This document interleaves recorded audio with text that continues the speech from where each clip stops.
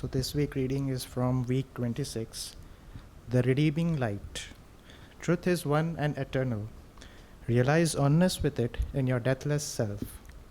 The following commentary is based on the teachings of Paramhansa Yogananda.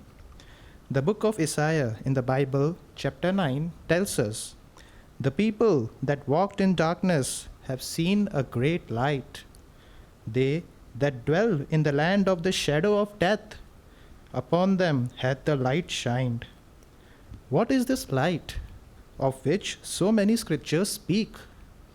In Autobiography of a Yogi by Paramhansa Yogananda, we read of an early experience the master had with that light. "I was blessed about the age of 8 with a wonderful healing through the photograph of Lahiri Mahashaya. This experience gave intensification to my divine love. While at our family estate in Ichhapur, Bengal, I was stricken with Asiatic cholera. My life was despaired of. The doctors could do nothing. At my bedside, mother frantically motioned me to look at Lahiri Mahashaya's picture on the wall above my head.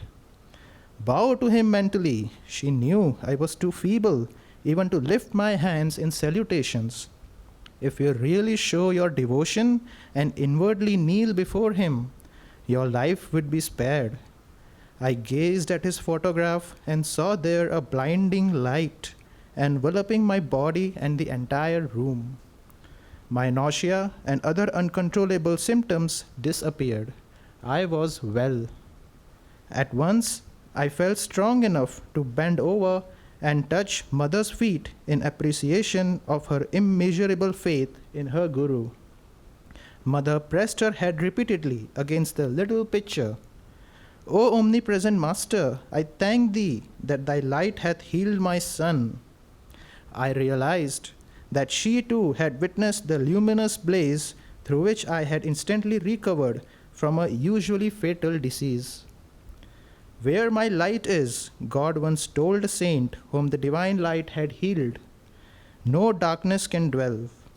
The divine light, pure, calm, liberating, is the only final cure for every kind of delusion, ill health, emotional grief, and spiritual ignorance.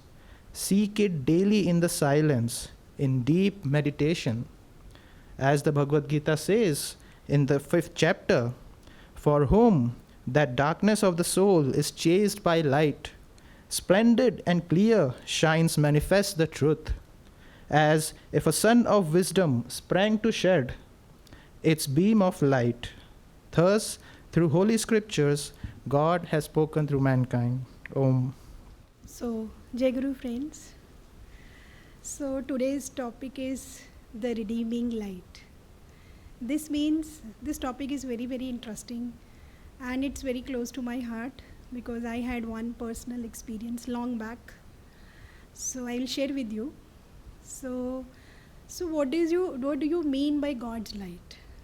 So, in the universe or maybe in the material world, we always see forms, material forms, maybe humans, trees, some objects, chairs, tables. We don't see God's light. But God's light is always there, behind all the forms. So, behind this physical body, there is a astral body, and behind the astral body, there is a causal body. So, that is the causal body is the purest form. Astral body is again the form of light. So, when we leave the physical body, we die for the physical world, but we don't die. We just enter to the astral body. That is the God's light. So, how to realize this while in this form? This is the question. So, this is Guruji is explaining very beautifully that when he was stuck with Asiatic cholera and there was no cure in this material world for the doctors with the drugs. So, what his mother did? She was praying to the picture of Lahiri Mahashaya. Immeasurable faith, such a deep devotion she had, deep love, deep faith, that is, she was sure that Lahiri Mahashaya only can heal his son. And that happened.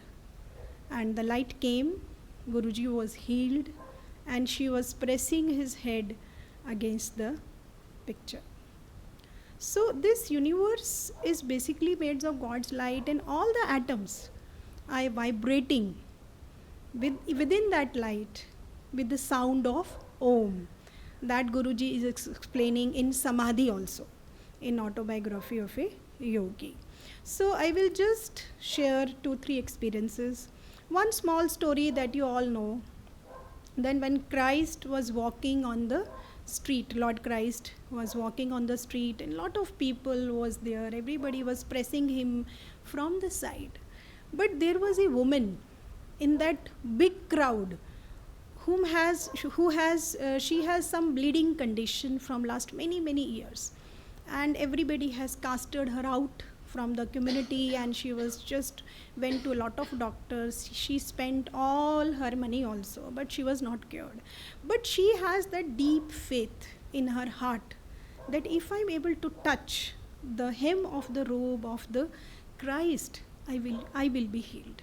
So what she did, in spite of all the problem that she was facing, and people were not letting her to be near the Christ, she went inside the crowd and she just touched the robe of the Christ's cloak.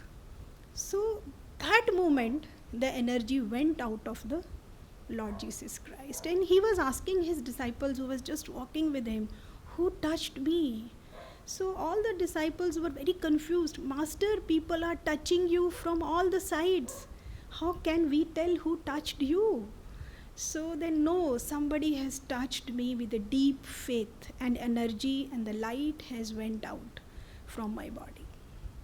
So and that time that woman came forward and she fell down on her feet, that Master, forgive me, I touched.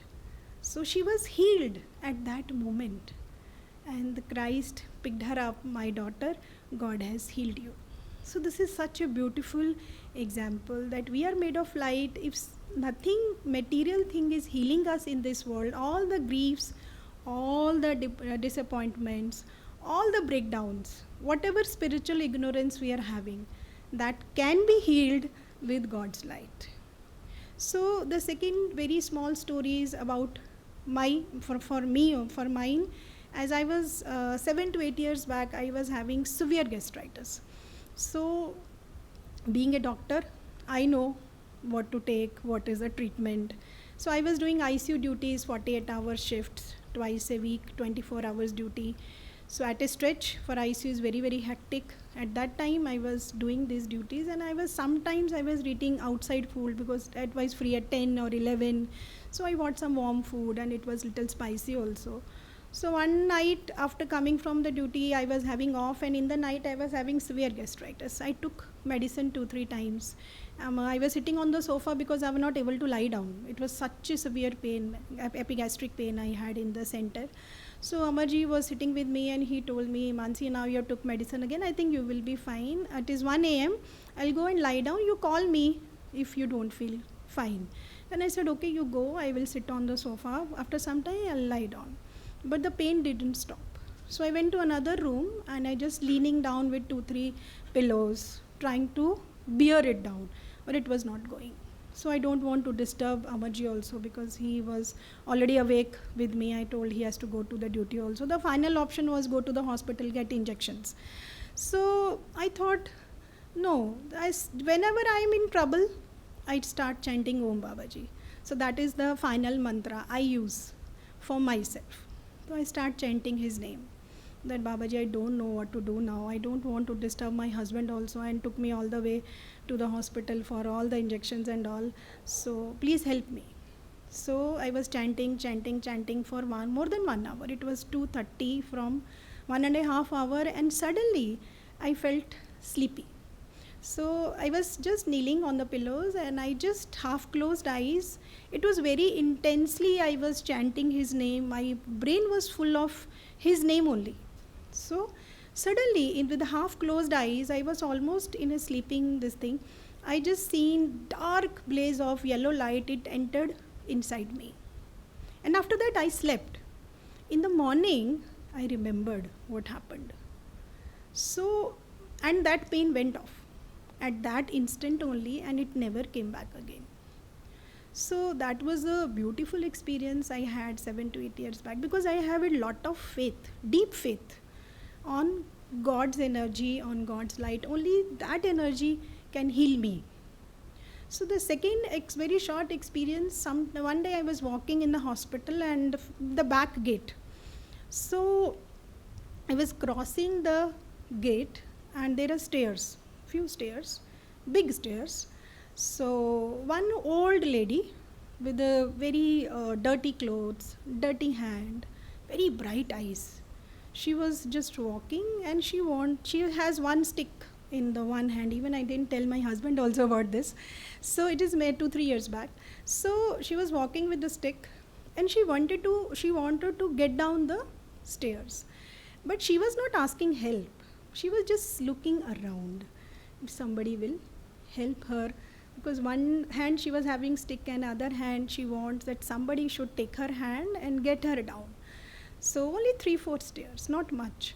So when I have seen her, because her hands were very dirty with dust and she was very, very old. So when I've seen her, I was crossing nearby her, I just asked her, please give me your hand. So she looked at me, then she was little hesitant. Then she gave me her hand and I just helped her to get down all the stairs. So then she said, she smiled, didn't say anything, and she was walking inside the hospital and I asked, should I go now? I asked her. Then she said, okay. Then I went quite a distance and when I looked back, she was not there. So I was just surprised. What has happened? What kind of test was this? Was she a form of some divine mother or God's light? Maybe God is testing me that whether I'm helping people in their forms, whatever the form it is. See, my nature is to help everyone, whatever is in my capacity. I never say no to anyone, whoever is coming for my help or asking me help. So maybe God was testing me at that moment and maybe I have passed the test. So see, these very, very, very small experiences or very, very small things. So that just attach you that everybody is having God inside them. See God in everyone, His light in everyone. Being a stranger, this is like this world is like a movie. When you go to a theater, so what is happening? There is a projection of light and on the screen all the characters are playing their parts. But from where it is coming? From that source of light. In reality also it is like that. We don't realize this or we realize this, but we don't know this, that this is God's light which is just projecting this delusion or this drama on earth, on various planets in this universe, in the galaxies, and we are just playing this part. And what is the ultimate goal? Is to reach God, the God's light, just being immersed in His God's bliss. So what are the steps? How to do that? So Guruji has given us various tools and techniques. First is daily deep meditations, kriyas, energization exercises at least twice a day. Then love God with all your heart, with deep devotion, deep love, deep surrender. So somebody asked Swamiji, how to do that? How to love God, how to attune in God and Guru's consciousness. So Swamiji has given very beautiful answer that when you pray to Master or when you meditate on Master's picture, look into his eyes. His eyes are very, very magnetic. Tune into his consciousness through his magnetic eyes. Then feel his infinite consciousness inside yourself. What we will feel? The absence of ego, humility, respect for others. Okay? And the Guruji was able to understand everyone not from outside but from inside. how the people are feeling from inside, what are their challenges, how I can help them. So then the talk to God all the time. Just feel He is nearest of the near and dearest of the dear. So from childhood I am a devotee. I don't know, maybe some past karma from very maybe fourth or fifth class. I was a very loving devotee of Lord Krishna. I used to talk to him whenever I have challenges in my life. I want to take some decision. Even for as a small child also, I used to go to my mandir in my home where my mother used to pray, and I used to talk to Krishna for hours. Ask Krishna, ki, what is the right thing you want me to do now? So I used to feel his voice always in my heart. So I always used to do that way only. Sometimes my parents are little opposing me, don't do this, don't do that. And I said, no, my Krishna has told me, I will do this only. So Ladi Mahasaya has also written, Banat Banat Ban Jaye. So what is the ultimate mantra? Meditate deeply and just solve all your problems through meditation, and feel the God's light into your consciousness and remove the darkness from your consciousness with the God's light. So in the end, I just want to just say few words from Whispers from Eternity. Please close your eyes. So these words will sink deep into your consciousness. So the topic is, be the pole star for my ship of thoughts. O Heavenly Father, be thou the pole star for my ship of thoughts and the rudder for my bark of self-discovery. Guide me to the land of eternal bliss. So dissolve in that light. Joy to you, friends. Thank you. Good evening, friends. I think that was very beautiful. I think there's nothing much to add now. So this subject of redeeming light, which Taral was sharing with us, that Swamiji wrote, and Swami has written a very beautiful line over there, and I'll come to that. But before that, this reminds me of 3 episodes in which Yogananda explains what this light is all about. First, in the very first few pages, some of you might have read autobiography, where he's just sitting and he's very curious, like what is happening behind the darkness when we close the eyes. So he was just sitting there, he closes his eyes, and when he closes his eyes, there's a big flash of light, and in that flash of light he sees sometimes those figures of saints, those who were meditating in the caves. And he becomes curious and he questions, who are you? And the answer comes back that we are Himalayan yogis and we are meditating. And after that, those images, they just merge into a beautiful light itself, which is very pure and very, very nurturing and nourishing. And then again an inner voice comes when he asks, what is this light? And he says, I am Ishvara. Because in some of our very initial classes, when we take level 1, Yogananda has explained that God can give us darshan in many forms, and light is one of those 8 aspects of God in which he can come to us. The second time, when Yogananda was meditating again in his Garpar Road home, and these were the times when First World War was raging, and when he was meditating, his consciousness suddenly shifted into the body of a soldier who was fighting in the battle. And as he was commanding his ship, right in the midst of the battle, there was a lot of bullets and mortars. They were getting fired on both the sides, and this shift of consciousness was happening to and fro. So sometimes the consciousness went into the soldier's body, and sometimes the consciousness again came back into himself where he was meditating.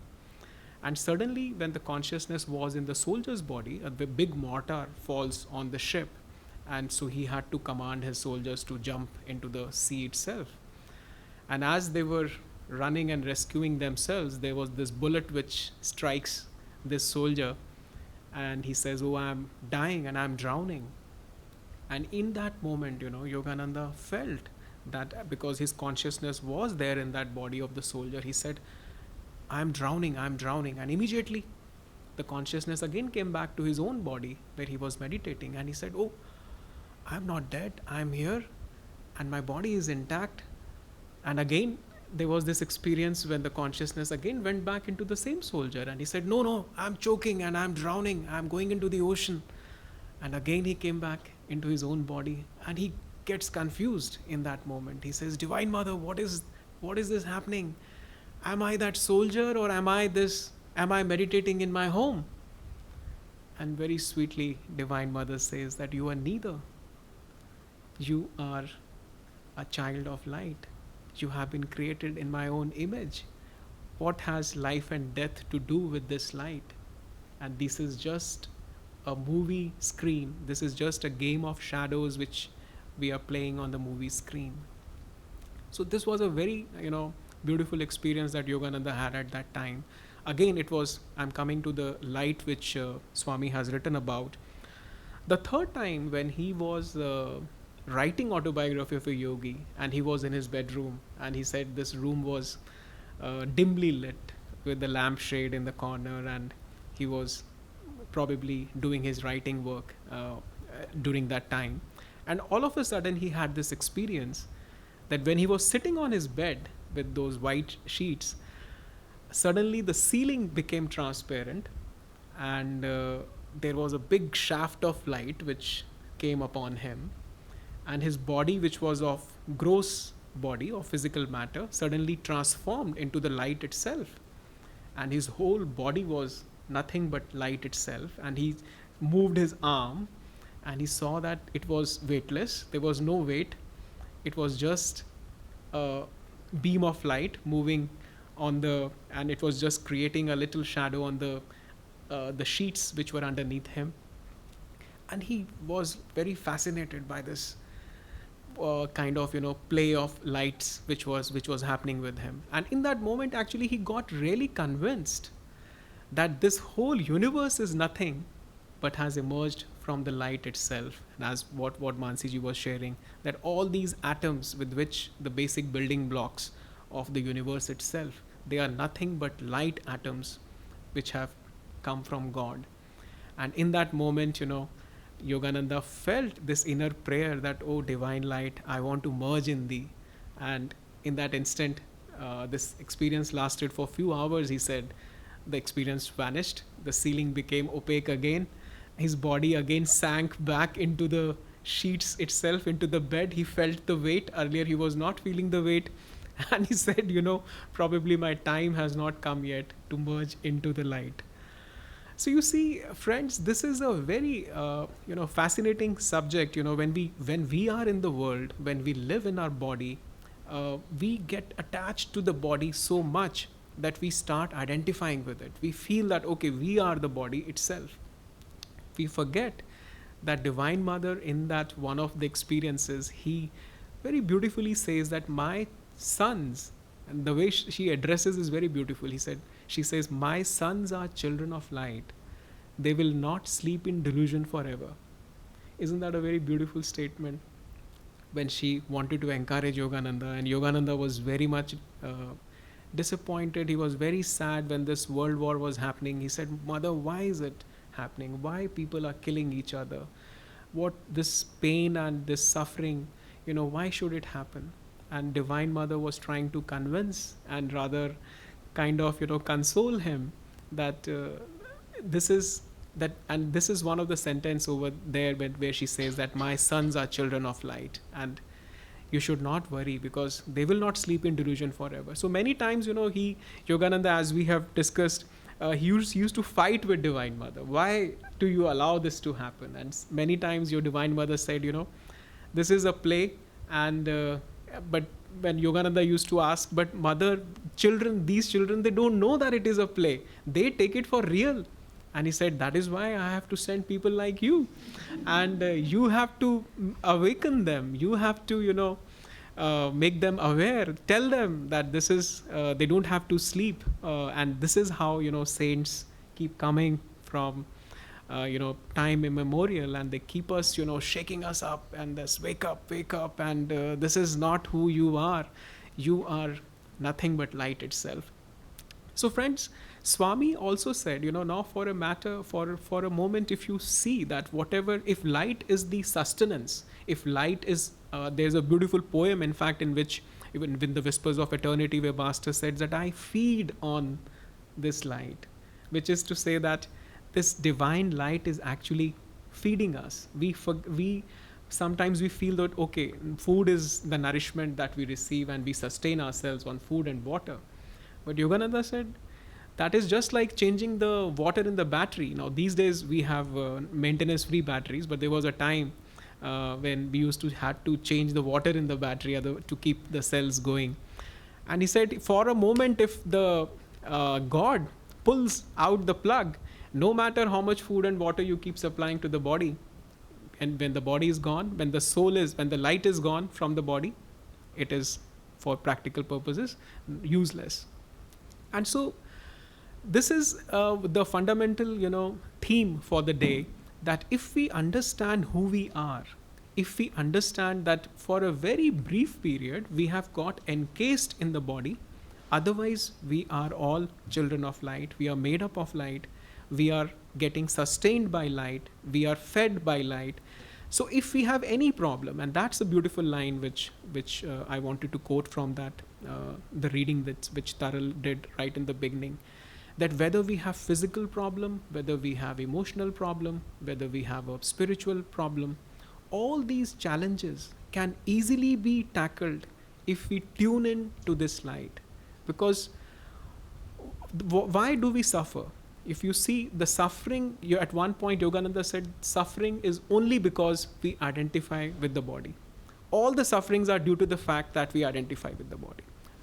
The greatest delusions, as Master said, are wealth, wine, and sex. If you see, it is all these three things are because of the body. Wealth, we want to use it for the body.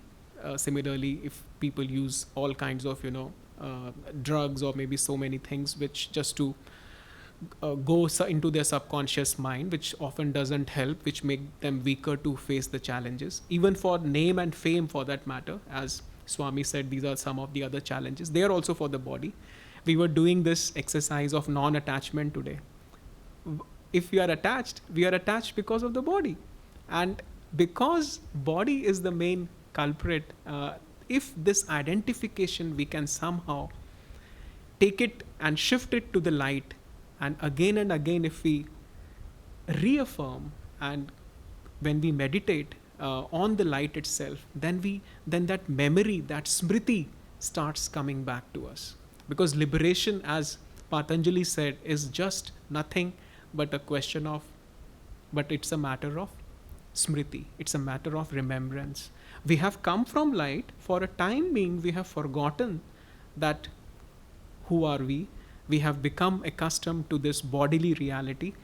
And by living more and more in that light, that smriti will start coming back to us. And you will say, yes, of course, I am light itself. And there is no reason why I should stay tied with the body. And so there are very beautiful, statements which in the autobiography of a yogi also, where I just wanted to share a few things from there. Now, if the very fact, if you see when the universe was created, the first line probably in the Bible, it might be there, let there be light. And the creation, if you see, when God created, there's a very beautiful line over there, how much expectations Divine Mother and God has from man. We can just, think and ponder upon from this statement. And God said, let us make man in our image, after our likeness. Because God is light, so man is also light. And let them have dominion over the fish of the sea, and over the fowl of the air, over the cattle, and over all the earth, and over every creeping thing that creepeth upon the earth. For this purpose were man and creation made, that he should rise up as a master of Maya, knowing his dominion over the cosmos. Now, for a moment, just think about that statement, that God has created man to gain dominion over the cosmos. And sometimes when we get stuck in our mundane realities, how much disappointed God must be from each one of us.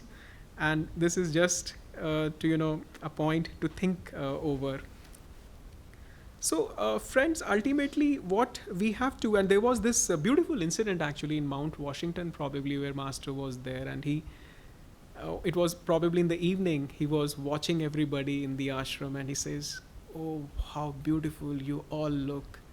You have no idea that how beautiful in light bodies I see you." And he said, because he was seeing everybody in their light bodies. And he said, "You have no idea because you don't have that perception now, the way I am perceiving you." So these great masters, for them, actually it is an everyday reality. But then, what is the hope for us? So let us come for how we can, what can we do from where we are? So again, the solution was there in the autobiography of a yogi itself. And the key is, he said that the more you concentrate at the point between the eyebrows, this is such a magical point given to us by God himself or herself, that it slowly, the more and more as a yogi you concentrate at that point, he says, the effect of gravitation as well as the effect of matter delusion starts slowly dwindling away. And let me quote from the book what the master has written here. By deeply concentrating, the long concentration on the liberating spiritual eye has enabled the yogi to destroy all delusions concerning matter and its gravitational weight. Thenceforth, he sees the universe as undifferentiated mass of light. Very beautiful statement. In the same chapter where Divine Mother is consoling, it is in the Law of Miracles, where Master says that this is what we do. And so there is a lot of hope for us. That means when we meditate every time, Master said, each meditation make it more and more deeper than the previous day. Which is to say that all our meditations have to be dynamic. We must concentrate at this point, and once this, and it's slow, suddenly it is not going to wake, this point is not going to wake up. But ultimately, once slowly and slowly we keep recharging it, the effect of gravitation, the effect of matter delusion is slowly getting diluted. Isn't that a beautiful thing?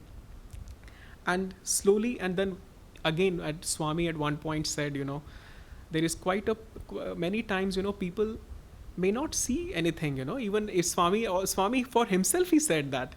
He said people say that, they see light and so many other experiences they have. But he said, I want to be very frank with you all that I have not seen light in my spiritual eye yet. And this was in his last, almost many, later part of his life. He said, and he also mentioned that probably it is because of some karmic block or something that God is purposely hiding his light away from me. But he said, I feel him as joy, as bliss all the time. So you see, many times God is very mysterious. I mean, he is like, he might keep us engaged throughout incarnations, who knows how many, and still he can just keep himself hiding, even when, or rather he might make his presence felt as sometimes peace and calmness, as joy. He may not come to you as light. On the other hand, there was this story. It was actually a real incident which happened in Italy. I have Jayati sitting here. So she, at one time when they wanted in Assisi to have spiritual eye replica on their altar, so they were going to different markets and they went to this place called Murano, where this is the place which specializes in creating colored glasses, and they wanted to have a spiritual eye-like glass for their altar. So when they went to this person whom somebody directed them to, and they explained him that they want a glass like this. It should be deep blue in the center, and it should be a golden rim around it. And And he said, wait a minute, what are you talking about? He said, what is, and everybody just got surprised. What is he saying? And he said, what I just don't know what this image I always see in my forehead. I'm seeing these colors for last so many years. And you got to tell me what these colors are. And there was no direct connection with Yogananda, as far as they knew about this man. He was not even, Ananda was just reaching in Italy at that time. So you see, this man probably was a devotee, and he was probably a deeply focused man. He must be having some spiritual life, very good karma. But you see, these lights are not like a special gift that it will come to anybody. It might come as a special gift also to somebody. But this is how we are made. The point is that even that man who was not in any way connected to Yogananda's teachings was having this experience of light, but he was not knowing what this light is all about, because man is an offshoot of that light. So this is to say that it is in everybody, and nobody should feel that it is not there. And so finally, when we even if we are not having this experience, we don't have to feel disheartened, because God will come to us in so many different ways. And finally, I just want to close with this prayer, where